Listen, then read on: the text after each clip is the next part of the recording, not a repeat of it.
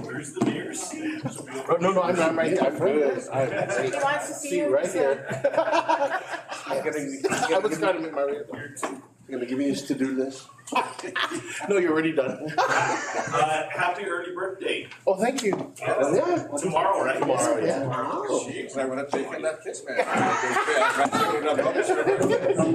I'll come back tomorrow. It'll be a better thing. But only some are invited, right? Is that what it is? All right. You're so crazy. Meeting being recorded? Yes. Yeah. This meeting is being live streamed on our YouTube account now. Okay, thank you. All right, good morning, everybody, and welcome to the Hazard Mitigation Advisory Committee. As you know, this committee has been developed for us to identify opportunities that are going to help with our resiliency. I would like to introduce Amanda Blas, who has been designated as the Hazard Mitigation Officer, Chief Hazard Mitigation, State Hazard Mitigation Officer. We're pleased that she has joined us, and we apologize to the University of Guam for taking her, but we do appreciate her being here. And so at this time, I will ask everybody to introduce themselves, beginning with the Chief of Staff. Hi, good morning, everyone. I'm John Calvo. I'm the Governor's Lieutenant Governor's Chief of Staff, as well as the Governor's Authorized Representative.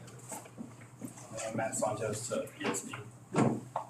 Joseph Borja, Director, Department of Land Management. Lolo Leandro, Director of the Bureau of Statistics and Plans. Rebecca Espicio, Director of Guam Energy. Jesse Alec, President of the Mayor's Council of Guam. Good morning, Vince Ariola, Director of DPW. Chuck Esteves, Minister, Office of Civil Defense. I'm Forrest Targlup. I'm the Deterrent Disaster Recovery Coordinator for the GOES office. Good morning, everyone. Nick Lee, Guam EPA. Frank Castro, University of Guam, Center for Sustainability and Seabird. Good morning, Austin Shelton, Director of the University of Guam Center for Island Sustainability and Seabird. Ron, let's go with hazard mitigation. George Tovis, Hazard Mitigation. Lieutenant Governor, before I yield, I just want to, the Governor on September 12 sent out a memo and appointed the Lieutenant Governor to serve as the chair for the Hazard Mitigation Committee. And so the makeup of the membership is in accordance with the State Hazard Mitigation Plan, as well as, of course, the support staff for Amanda's office. So. Thank you, John. Before we proceed with the agenda, Amanda, is there anything that you wanted to say before we get into it? No, it's an honor to be here, and I look forward to working with each and every one. All right, well, we'll go ahead and move into the reports and updates and into the current project status, beginning with the BRIC. Sure, so if you look at the current project status, we have an outline of 10 projects that currently are ongoing. We have the updated 2019 HMP. We have a couple of completed ones, which include the 2019 Hazard Mitigation Plan, the Hazard Mitigation Outreach Community Education, and the Hazard Data Update and Risk Analysis, as well as the warehouse hardening with the Port Authority of Guam. The two big projects that we have that we'll mention that do have a couple of setbacks would be the Department of Youth Affairs, and that's their hardening or their typhoon shutters installation at their E unit. Right now we're having challenges establishing the account to start the project, but we're working with BVMR and DOA for this. The other concern we have is with Guam Fire Department. That's item number 10. That's the hardening shutter project and installing shutters to several of its fire stations. We had a little bit of procurement issues there. The IFB has been completed. We received the bids back. Lowest bid is $56,000 above the federal funding amount. We're pending FEMA guidance on either changing the scope to decrease the number of stations or to decrease the scope per station, but we're pending that information right now. We're also requesting a period of performance extension. Currently, the project is set to end this November 7th, but we are working to get that extension for another 36 months. All right, and it looks pretty favorable for that? Yes, at this time. Great. Anything else on the BRIC projects? No, and those include both the BRIC and the hazard mitigation projects as well. All right, and so for HMGP, you already discussed 4398? Yes. Which is Typhoon Mangkut. Do you think you could just review the projects that were awarded and completed? Sure, the completed ones that we have here are the Hazard Mitigation Outreach Community Education, the Hazard Data Update and Risk Analysis, that's with the University of Guam, and then the warehouse. The hazard risk. Yeah. The Hazard Data Update and Risk Analysis with the University of Guam. Didn't know that was, No, but we did that though. Bureau planning did? Yeah, I did it. Okay, I'll have to double check that though, because that's what the information I have on the closeout report with FEMA. So I'll double check that. We'll clarify that. Yeah, so I even sent, so they're even publishing a best practices, I'll send it, the thing.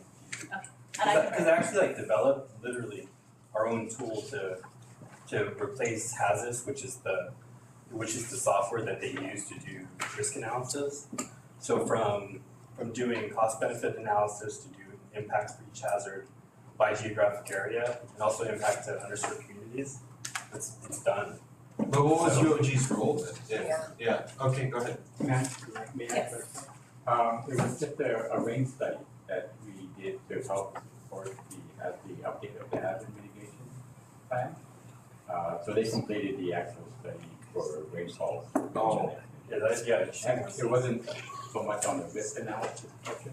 All right, so we'll just amend the project title. Okay. And I can send an update as well to the. No problem. committee. All right, go, and then you already reported on the port, right? Yes. Okay, all right, well, let's get on to new business and the HMAC charter. So we do have the draft charter for your review. I'll send a digital copy as well to everyone after the meeting. We ask that you review and do provide any feedback or comments no later than November 1st. Could you just briefly maybe go over the elements of the charter? Sure, it basically says the authority, objectives, scope, and the membership breakdown. And that's basically what it discusses there. As well as the ability to form subcommittees and the need, should we need further analysis and things like that, as well as records. Why don't we go ahead for the public's benefit, and if you, Amanda, could just read through the objectives and the scope of activities so that everybody's on the same page. Sure. Objectives and scope of activities. The Hazard Mitigation Advisory Committee shall coordinate, inform, advise, and make recommendations to the Governor on matters of hazard mitigation. It serves strictly as an advisory body that provides advice upon the Governor's request. The scope of activities includes, but are not limited to, review and advise on updates to the Guam Hazard Mitigation Plan, recommend priorities for mitigation funding under federal or local programs, serve as a forum to coordinate mitigation activities among government agencies, non-governmental organizations, and the private sector, and provide advice on long-term strategies to reduce the impact of natural and human-caused disasters in Guam. And then again, to repeat, we're the committee and technical folks that are present are invited to make comments and suggestions on the charter. Once that is completed, this will be, our hazard mitigation plan will be amended to reflect these goals and objectives, correct? So this is a draft, Lieutenant Governor, and we'll have our input for the final due by November 1. November 1st, yes, and I'll send an email reminder to everyone. Thank you very much. Any questions, comments, or any recommendations right now on this? On the Lieutenant Governor, on the charter there for land management, it seems like maybe the responsibility is redundant with emergency management and also with statistics and plans. We do contribute quite a bit after a storm and before a storm or a disaster, identifying sites for debris disposal. And then right after the storm, we work with BSP to do a survey of the commercial damages so that the threshold But I for think declaration. this is specific to hazard mitigation as opposed to PR, right? So, yeah. Well, you know, for the agencies involved, review the expectation or the scope, and then submit your recommended language. All right, thank you. All right. And also just to note that Benji Lujan is present also, who has multiple hats. Okay, go ahead, Benji. Can we add utilities into this or some level of infrastructure organization? Sure.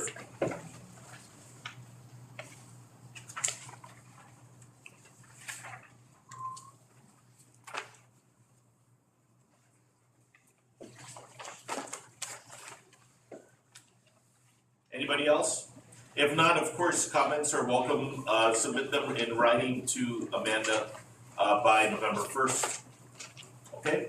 Yeah, and then I guess it doesn't, would this update the hazard mitigation plan? Because I think that the workflow with regards to, well, not plan selection, but like, with how these things are vetted, how they're qualified as being eligible? The plan would be amended based on this chart. Okay, so I think that.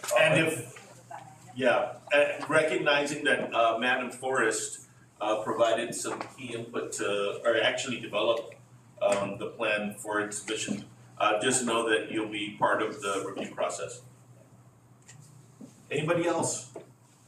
Okay, if not, we're moving on to the Hazard Mitigation Grant Program for DR 4715, which is Typhoon Malware.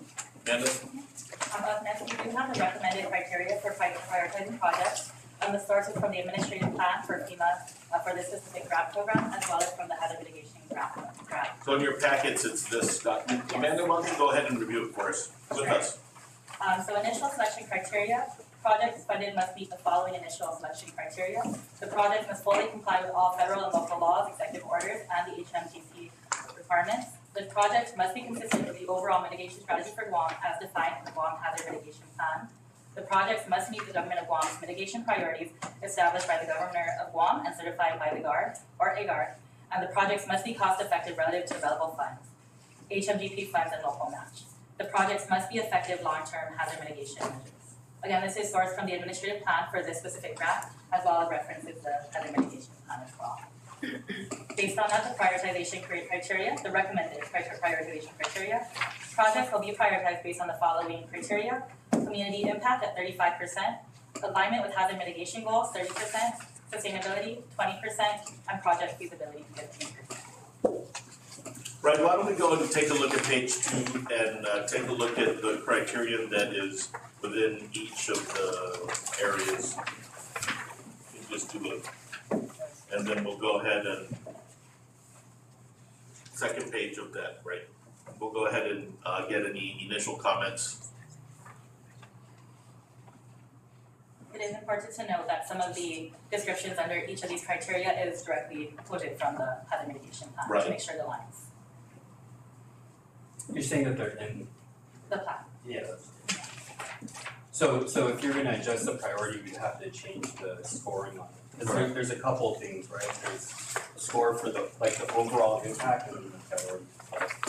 Sure, So- but knowing that in the end, the governor's priorities are the ones that No, I understand, survive. but so once that's rescored, we update the Sure. increments with the revised scoring of the.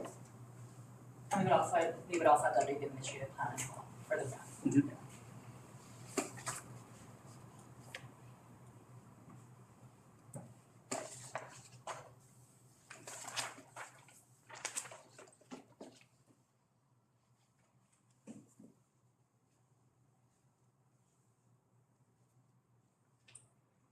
I think my input is that I think there needs to be stated mention of some of the natural environment challenges that we're experiencing. So there should be a weight for projects that are designed to address long-term systemic challenges and threats to the island, such as coral reef bleaching, watershed restoration. The fact that we have thousands of abandoned vehicles over the waterlands. Those, I think you could read into it here, but I think that there should be stated that these are recognized as long-term hazards. Because, so that's kind of like some of my input for this. Yeah, one of the things that we actually removed this time were the environmental disasters or man-made, right? So, I don't know. That needs to be in there. Yeah, so we'd probably have to restore it. Yes. Or that's. What was the reason that was removed? Well, we had our hard deadline, right? So, and then they only were really qualifying the man-made or the natural disasters, right? So, Right. And putting them back in the kind of complicated things if we weren't able to kind of update it. So those included like, NIFTY's permits, other types of man-made environmental types of disasters. So. Well, here our Just because challenges, the window right? was so small. Here's the thing: we're experiencing unprecedented growth, right? Yeah. With the military, and then also with the economic recovery and the pressure on providing affordable housing. And we have in 2024, we have new housing developments in new parts of the island that are causing some significant issues elsewhere or are being thought that they are, right? So for example, we're seeing a lot of erosion in certain villages. Some of them point to perhaps some of the development upstream. And then we have some projects, right, that NCRS are addressing that are coming in because there had never been an opportunity. So I would just say that that's something that we need to take a Yes, look at. so one of the things, Christopher, that's important as part of the plan are your controls, right, your regulations, that kind of, because those should be the mitigation measures. Right, but we have, I don't think that's entirely it. What's your input, Benji and Fran? Austin, you're the natural sciences folks. Lola? I just wonder how you're addressing, because of the increase in rainfall, we're having a lot of flooding in areas that don't normally have because of the pervious surfaces that we've introduced because of development. Yeah. So how do you address that? What are your thoughts? Well, on actually, that? those are actually covered because we actually used the 100-year, right? Which is, you know what I mean? Which is, actually shows flooding in areas that only flood during catastrophic events like a typhoon, right? Because we're seeing it in areas we normally typically don't see it in because of a lot of impervious surfaces because of development. But I think the bigger problem becomes the non-point source pollution that it then impacts coral reefs, forest, and in GWA's case, turbidity within Ugam, which provides drinking water rights. So how do you capture those kinds of events and mitigate that kind of thing?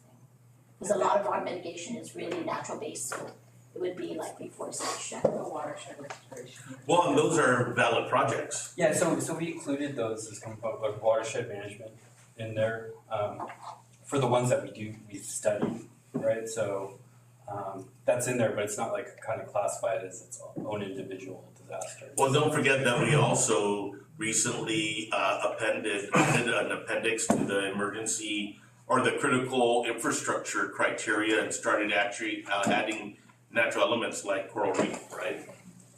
I mean, so I think that on the whole, especially we're benefiting because in G3 we have a natural resources focus that are identifying some of the actions and hazards in the different areas. And my view is that we should use it to identify unfunded problem areas that we know we can have some intervention, but there are inadequate funding opportunities from local sources or NOAA or elsewhere, and make sure that those have a weighted, that those are recognized, because some of these, for small dollars and, community effort, really have a good long-lasting.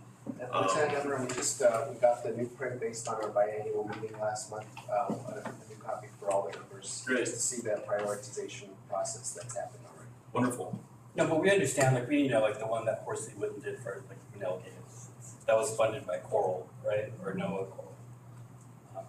But it's a managed, But there's some shortfalls, right? Like, for example, the Army Corps' work in the Agate coastline. One Agate coastline, one part is funded, but one part is not. Yeah. Right? Or we have to figure out in East Agania, fortunately, they're gonna be able to come in and help us with the seawall that is not gonna be, obstructive, but, that has a direct impact to the main transportation system of the island. And we run into issues to try to do nature-based things and other stuff like that because, if you're gonna consider it shovel-ready, you're gonna have to have that analysis put in place. So you're gonna have to show the useful life of it, you're gonna have to have a maintenance plan available for, they come back with a RFI for those types of things. And then, and then you also have to kind of determine that's the most suitable alternative for addressing your issue as well. If that makes, and that requires a feasibility study. How are you, what considerations do you have in place? If it is if it's not a nature-based solution, but there's a hardening project, for example, a new seawall or new parking lots, new concrete structures, how do we ensure that there's not more unintended consequences? No, the thing is that's the thing, right? Was that, you kind of get stuck with the way that that funding source is structured and the requirements that are contained within it. I mean, we've learned the hard way that, that's, you know, we don't wanna do hardening because it erodes the shoreline, right? We also find out that doing other solutions is more expensive, like tri-bar, putting rock revetment. I mean, look at how expensive, I mean, it's what, $333 million to fix the glass water, as opposed to hardening, that would have been much more cheaper, but it's, cause they have to bring in all of that stuff. I think those are two different things. One is more in the environmental historic preservation side prior to a project getting approved, and the other thing is having criteria where if a project promotes things that the Light Gov said in regards to long-term environmentally friendly. No, I understand, but they would usually wanna have that, Sure. explain, like, it's not, you're not just like, But the point is it needs that to be I science-based. think no matter what, there's a review process, there's a cost benefit analysis. Yeah. And FEMA is involved in giving the final approval for any projects that get approved, right? But I'm just saying that we have to recognize that we have a good opportunity here to identify some problem areas. And when I'm thinking about the stormwater and drainage issues, right, that's one thing. For me, remember we had a task order or during the Typhoon Malwar response, Public Works put in a request to go and focus in on the on all of the not the storm drains, but the ponding basins, right? And then the FEMA reaction was, well, you know what? Maybe you should move into mitigation. Same thing with abandoned vehicles. We had a task order to try, and we're telling them there's a hazard in there. Then, well, you need to move into hazard mitigation. So that's what I'm saying. Yeah, but it's very difficult because see like Nimitz Beach, we actually had to pull that project because we were trying to do a nature-based solution where we're trying not to harden it, and they wanted us to basically provide a case that was the most sustainable. No, but what I'm saying is, and it's sustainable. FEMA officials change all the time. Yeah. And the point is that we have in agate, for example, we have loss of shoreline.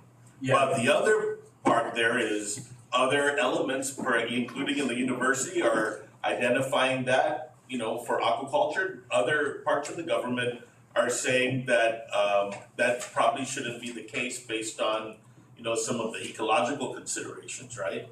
So in addition to the project funding, this is one area that we can kind of reconcile what those are so we can inform the governor and the appropriate agencies, right? So that we can have a chart course forward. Yeah. But all I'm saying is that I would add Benji. Also, when we just came back from that infrastructure meeting in Hawaii a couple of months ago, even Army Corps is really trying to push us toward nature-based solutions, and they've already done some of those studies on some techniques, and so I think this is an opportunity to test some of it. That's what I'm saying though, but you have to pick the appropriate funding source to allow you to do those things, right? So even under Army Corps, they have they have Cap 14 emergency. And Army Corps likes to overpromise too. Yeah, and they have different things, like you actually end up finding out is that you have to come up with money. They'll do the feasibility study, but the implementation, like the construction, then it doesn't meet their useful life. If it doesn't meet their useful life requirement, which is 50 years, it's not. Anyway, the point here is take a look at the language, make your amendments, and we should be empowered to try and identify the projects that we know are gonna be impactful and necessary, and then design them to meet the criteria, right? Yeah. I think that's where we're going. And sustainability has a different definition than what you guys would use at G3, right? A lot of it's, this thing is low maintenance, it's gonna last for a long time. You know what I mean? It's not, it's good for the environment. The other thing we have to be aware of is there are projects that could be excluded from consideration because they have received FEMA assistance in the past, and we ran into this in the village of Barragata at certain areas that required additional flood control responses. And when we pushed it on the PA side, came back that, well, you know what, there was a project maybe in the 90s, and so it was excluded. So there's different elements as we go forward. Okay, anything else on this? So we'll add the additional criteria, but the percentage of the weight, the intent was for you, Gov, GAR to determine what the best percentage breakdown is, because the art of this decision-making process will be how you view the weighted criteria. And then the science of it will be for us as the committee to evaluate each project and determine how it fits along these criteria. Because if you prioritize community impact, maybe you and Gov see it as a higher weighted value. So overall, depending on your vision of how you see projects moving forward, it'll shape all the prioritization of projects coming in. Everybody's invited to comment or give any input on the weights of the percentages, so the criteria. All right, anything else on this item? Oh, and then I guess the BCA, right, because they want to disqualify those if they don't meet the threshold. So who checks cost benefit analysis? Initial selection criteria. So we can't even prioritize unless it meets initial selection criteria. And who determines BCA? Is that the applicant that comes up with the number? Yeah, but we'll also use the. It will be re-examined at the time of submission to FEMA as well. Yeah, so we look at it, because we actually had to break it down based off, we did it by down to CDP where we were able to do it, based off each hazard. So say like if you're trying to address, coral reef, we could tell you the amount of infrastructure that it's protecting, right? So that would be part of your BCA. And you would use it for that area. So we actually look in the hazard mitigation plan, there's different debit by village. Right now, you just use the village to say that this is going to be the cost benefit analysis, or this is a potential loss that you're avoiding by doing this mitigation effort. Okay, Amanda Blas. So there is also an exception to the BCA process right now that FEMA did release earlier this year, so we're verifying if it will apply to this specific grant program as well.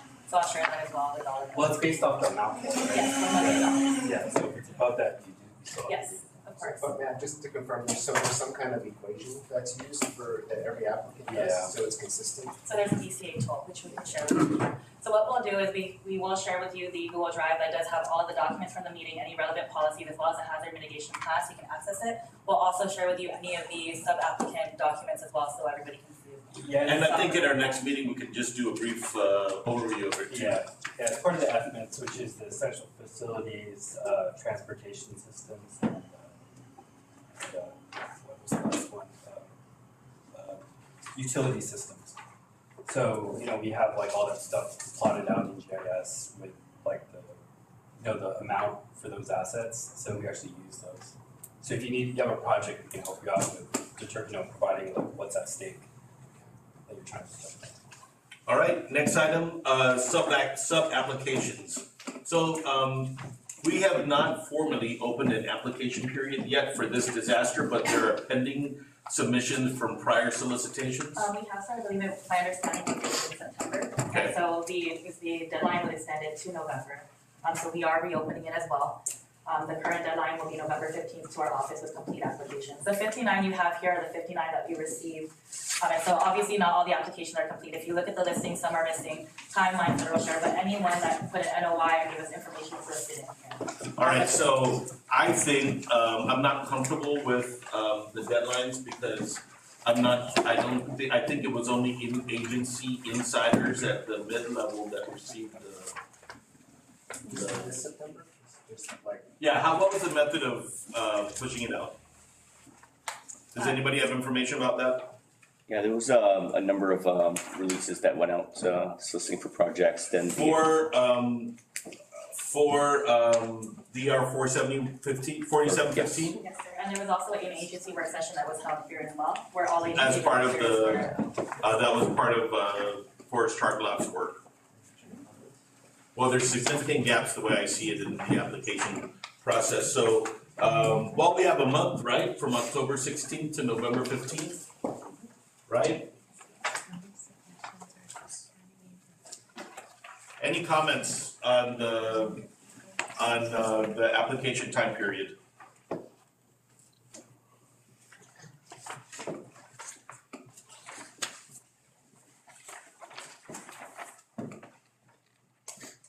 How close are you to the cap? We are over the cap actually right now. So it's a matter of. The list of projects here does not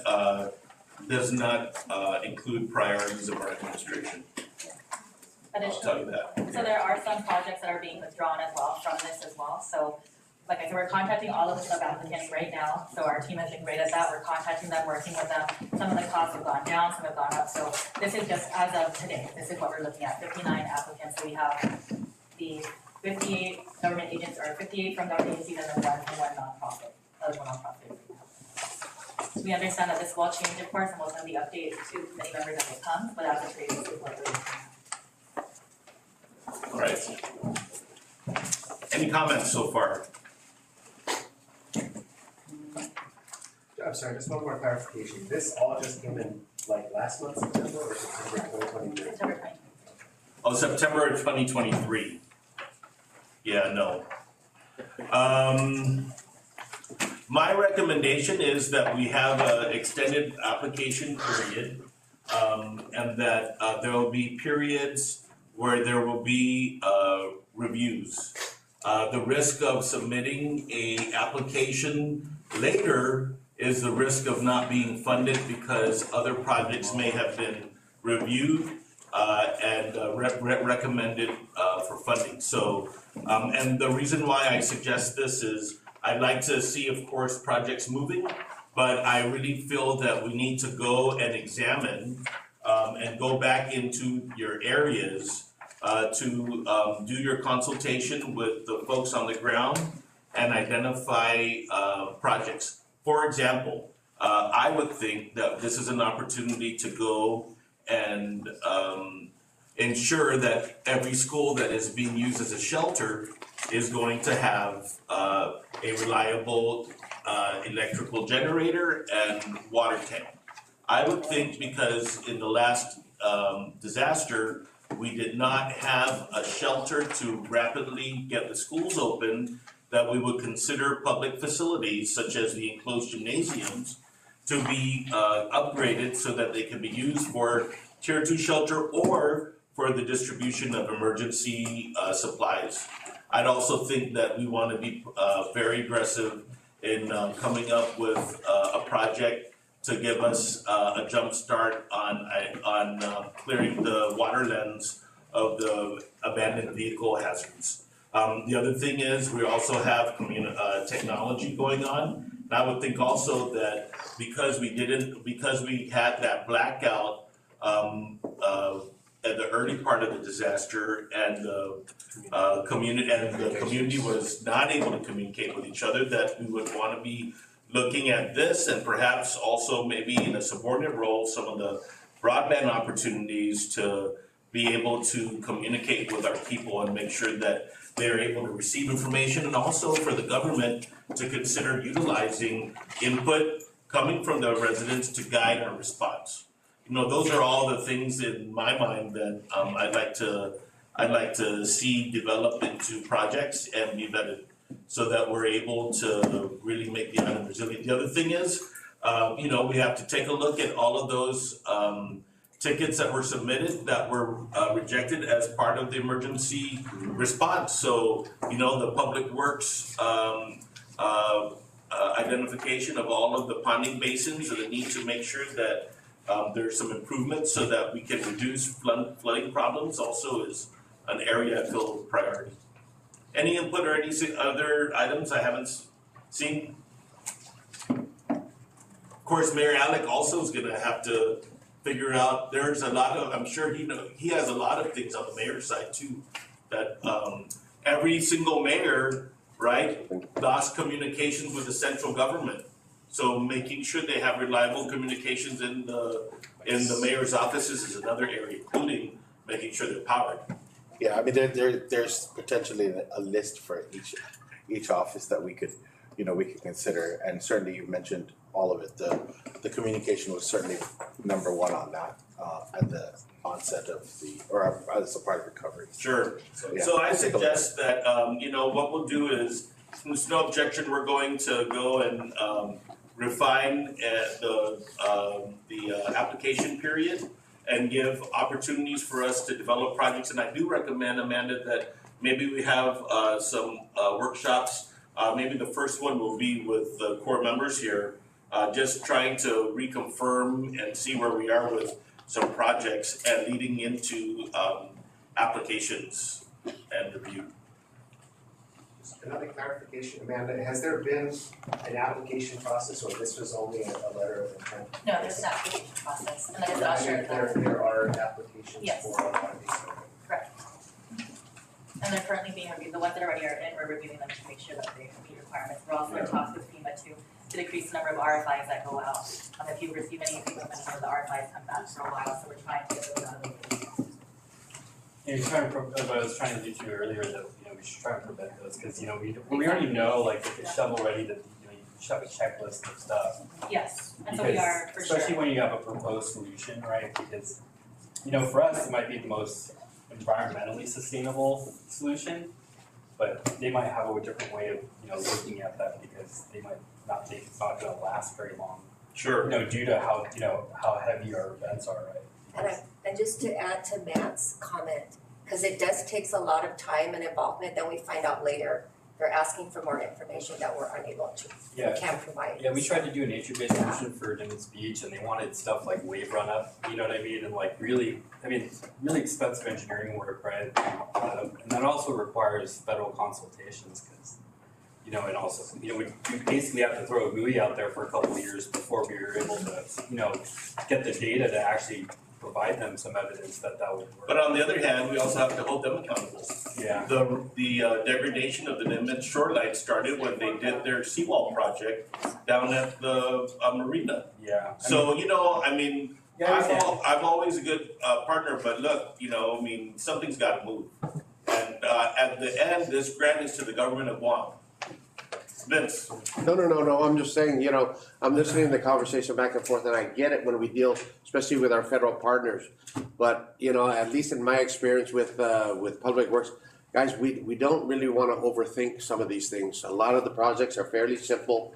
A lot of the mitigation is fairly simple. Let's not try to overthink it, and then 4 years later we're still thinking about it. Right. Let's just get on the task. Yeah, like for example, we know what needs to be done at Fanili, we know what needs to be done at our cruise. Right. Yeah, but we're gonna have a feasibility study. I have just one comment for the tier 1, tier 2 shelters. That's like with GDOE. So does GDOE normally submit something like for their gyms, or is there a call? For GDOE right now, they do have an application, and that's for the 15 public school sites identified as primary emergency shelters. So that's one of the applications we have right now. So for the existing application, what's happening is we're reviewing against the application review tool. And so that comes from FEMA, and that allows us to see if there's any gaps. What we're trying to do right now is we complete that application review tool, we send it to FEMA for their feedback, and we get RFIs initially before we even submit. We're gonna continue that process with the application that are already in, and that's how we're contacting. So for example, Mayor's Council of Guam, we know several of the mayors have been reached out from one of our amazing team members to verify things that are the gaps already in their application, and we'll continue that process in addition to opening to the new ones. Because we do try to do that review and decrease the questions that come back, I do propose doing an November 1st deadline for our notice of intent, just so I can see any additional projects that are coming in and then appropriately staff my team. I just wanna make sure, our team is able to dedicate enough time and resources to the specific applicants to help, while at the same time scheduling these workshops. I agree. That's how we'll kind of do it moving forward. Will the notice of intent disqualify other projects if we think of them later, or people want to submit full applications later? That one I would have to. Because that's 2 weeks from now. Yes. So that's. So the notice of intent is very simple. It doesn't have the full requirements of the applications. I just need to be tracking that this organization, agency, nonprofit, eligible organization is going to apply, so I can make sure that I divert my resources accordingly to make sure we're tracking that and we can work with you. So we'll just date the reports, right? Like the other one you did, you had an update date. Correct, yes, so I can make sure to have those updates sent to the committee as they come. So for clarification, so you're the prime, we're the sub, do we submit it on FEMA Go, or we just? No, it's submitted to us, it's actually not FEMA Go, this specific grant is through another system called NEMIS. Oh, NEMIS, okay. So, which is the reason why we're trying to also track all the applications. We do know that NEMIS is an older system and there might be concerns as well. Yeah. It's gonna come in here because in the end, the projects that get selected are gonna be based on the governor's selections. Charles? Now, BRIC is still FEMA Go, but this one is through the system that Amanda stated. Right, and by the way, applications that are submitted here can be submitted straight into BRIC. Absolutely. Which is the FEMA will determine funding. Yeah, and the notice of intent. From a national pot. Yeah, as opposed to the pot we're talking about is based on Typhoon Hawaiian and other disasters that were received a presidential declaration. And the notice of intent form that Amanda's office will send out has BRIC, HMA, and HMGP. So it has all the funding sources that you could try to apply for your project if it meets the criteria in one or all. But are you guys gonna be doing like this consultation for people? Cause I think that'd be helpful for. That's what we're doing already. Yeah, so it should just, the process should be, shouldn't you guys select the appropriate pot for it to be applied to? I think that you're open, they don't, if you wanna apply straight to BRIC, GovGuam doesn't influence a BRIC funding decision. Am I correct? Yeah, for example, we have some organizations that either pulled out of this one already and know they're not going to, so. Yeah, but I'm just saying it creates a lot of busy work when they're doing something that, you know that's gonna be Not shot. necessarily.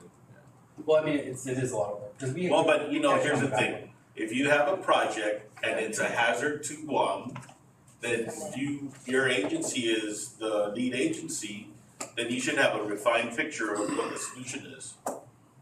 And if we don't, then this is a perfect opportunity to get that done. When do these funds expire?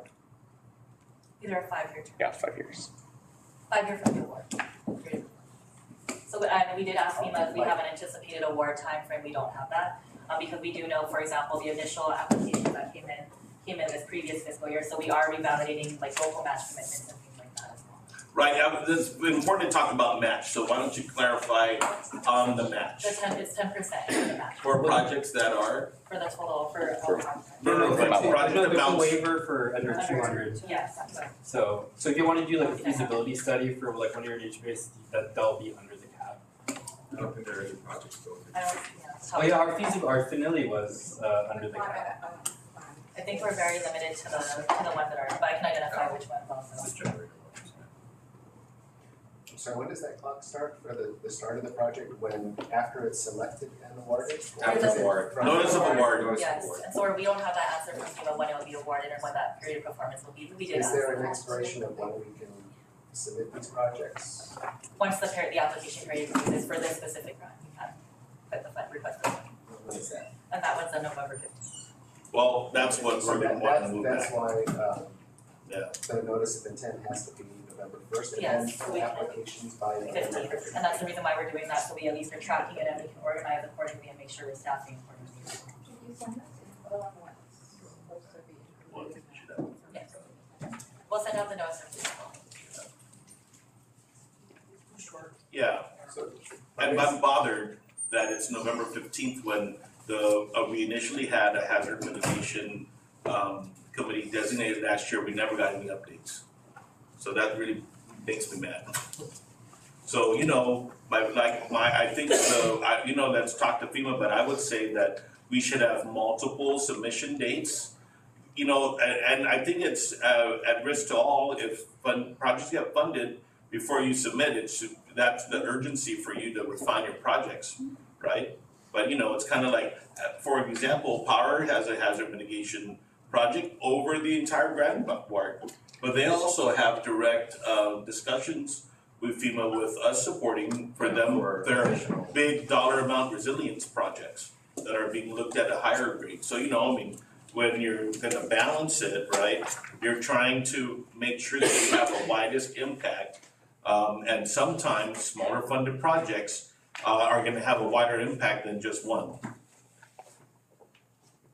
So I think we also need to make sure whoever's submitting projects, they also know what the other funding sources are, so maybe to recommend. There's a point, we're putting in for something, but maybe it's more realistic to put it into this other proposal. And a lot of sub-applicants have been informed, and we'll make sure we continue that information as well.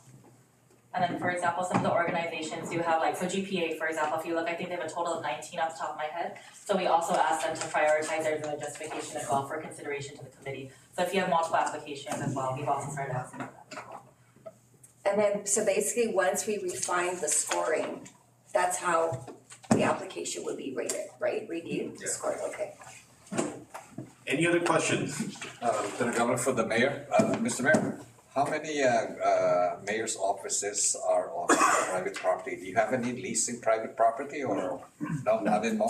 You just have encroachment. Just the mayor's council, encroachment, yeah, just our main office, just our admin office. Because BD used to be Yeah, leasing, not and then anymore. in Alahan, right? Correct, not Okay, anymore. so no more, no public. Just our administrative office. Okay, and the encroachments as Matt said. Listen, you were talking about the points of distribution, and in considering that problem that we have, and it really was a problem with our mayor's offices and our applications, I would like to go back to now that we're looking at a later deadline, to revisit these applications, because we can actually consolidate them. I mean, some of them are just, truthfully, they need to use their generator request, for a wider use, right? So could they harden their covered gym and connect their office at the same time, and make that application stronger so that if there's a wider use of that, equipment, right? Excellent. So I think I would like to go back, because you'll take a look at some of these now where it really is they're just for their own offices. But rather than it's just being their office, we could use another government facility that could be a distribution center for whatever reason. We did consider the water catchment, but that we met with so many different FEMA people, and that wasn't anything that they suggested we continued. And I think we would like to still look into a water catchment system or a water tank system for the villages. Water tanks, yeah. So I just so that you know, and Amanda, on that end for the mayors, I think I would like to look at those applications.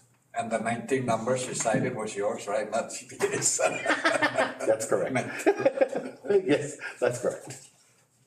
Any other comments? Are we making sure that we have the funding for the 10% as well? That is our responsibility in the administration. No, but. Except for exclusive of autonomous agencies, they're on their own. So if I may, with the local match commitment letter, they are required to provide that local match commitment letter. If it was provided from the previous fiscal year, we are asking them to revalidate it right now. So we are for the current existing applications. The general fund line agencies matching funds will come from the emergency appropriation for Typhoon Malware that's under the control of the Department of Administration.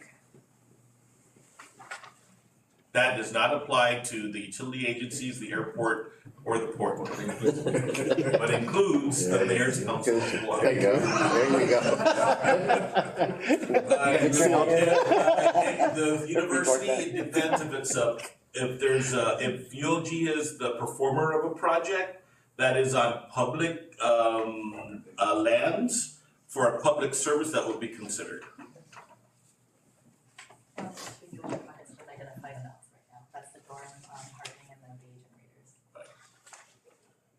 Anything else?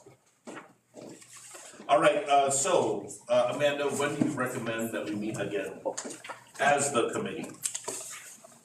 So we will have the NOIs by November 1st, and the drop dead deadline for us to submit the applications would be the 15th. Is that a FEMA deadline? That is the deadline for our office to make sure we get everything in on time. Determined by who? For that gives us enough time to do the systems work. So it's actually due the following year. Are we gonna submit a amendment to the plan? Make sure that we hit those targets, you know what I mean, like in terms of like priority and alignment with the plan, right before you submit the application, so. As well as for the administrative time, we would have to make that revision. So we need to have like 5 or 6 days like lead time to be able to do that, so I just put that on the schedule. Okay, anybody else? So what do you think, Amanda? What's your recommendation? November 12th. That's a Tuesday, because 11th is a Veterans Day. Is everybody good? November 12th? So that's gonna be the final meeting before selections already. And selections, remember, selections are gonna be a while Well, because if the deadline is truly gonna be November 15th, we have. But I think we're gonna revisit that, we'll try to circle back on that deadline. I'll send out sheets for the committee. Yeah. Accordingly. So this is what we'll do as well. So as we get the NOIs that come through, we'll share the information to the committee so you see the updates, so you're not bombarded with all the NOIs right at the deadline too. So as we get those updates, we'll do a consistent this year. November 12th, 9 a.m. It's fine. Is that fine? That's a Tuesday for everybody? Coral Reef along with the governor. So we'll still meet. Send a rep. We should take out all the stuff that's funded elsewhere, right, from the project list. Anything else? Can we make it Zoom accessible, just in case? I will work with. I actually have something. Forrest. So on the project listing, I know we discussed it a little bit earlier about removing non-natural FEMA-funded projects. Right, and so one Or example. put it in a separate table because you have DOI, IRA, we have Army Corps, we have That's true. NOAA. But they wanted us to put everything in For there, the H&B. so. Well, I was gonna mention non-natural disasters that, for example, cybersecurity was something that FEMA hazard recommended to remove because even if it was in the plan, it wouldn't receive funding. Yeah. Right, but then they said that we could keep it so that way when we pursue other federal funding sources that it does apply, it could provide federal approved support. So if we want to support other projects that are not eligible for hazard, we should just put that inside and find federal funds that will support it or that will obligate it. If that makes sense. Yeah, so So let me ask you this, are you aware of environmental endless pots of federal funds that are available for these things? There's a lot of different pots, but there's sometimes the set aside is small. Yeah, Yeah. I mean, a lot of that So, water I mean, quality you know, stuff is EPA. This is an opportunity for Gov Guam to prioritize projects to respond to known hazards to the community. Okay? Got it. And some funding of some funders are more reliable than others. Some funders, have more bureaucratic loops that will not result in a timely project. Those should be factored in when we're making a big picture decision about the interests of the people of Guam. That's really what the nature of this committee is for. So stop cutting yourself at the foot. Also, based on your experience, give your input so that we're able to make proper recommendations to the governor. Okay, Banji? Sometimes it's good to have it documented, and it may not meet that certain specific federal grantors, but if it's documented in something that the government has approved and supports, then it's easier to use those projects for other granted opportunities. That's right. That's what his Yeah. point was. Cost benefit analysis, by the way, in the people, when we do this, you have to be very clear and specific about the threat and the cost of that threat that is afflicting people in order for an accurate review to occur, right? So it's when we're doing cost benefit analysis, you shouldn't shortchange or understate what the problem or threat is. That way, the federal authorities can have an accurate picture of it and place a value on that in comparison with what the amount of money we're talking about for the response, right? Including future threats, right? So that's why I'm saying when we talk about flooding and we're talking about planned development, notwithstanding that we're putting policies and we have permitting to try and prevent things, reality is that we're living in a small island. We have a natural environment, right, that needs to be considered, and we have clear examples of outcomes where people's life and property are at risk or are being challenged because of record rainfall, which, by the way, we're not having. This is also occurring in certain areas greater than we've experienced in the past. Right? Those are things that have to be well stated in project applications. Okay? All right. So next meeting will be Tuesday, November 12th. Give your input to Amanda, including any inputs on all the criteria and dates, and see you next time. Thank you very much.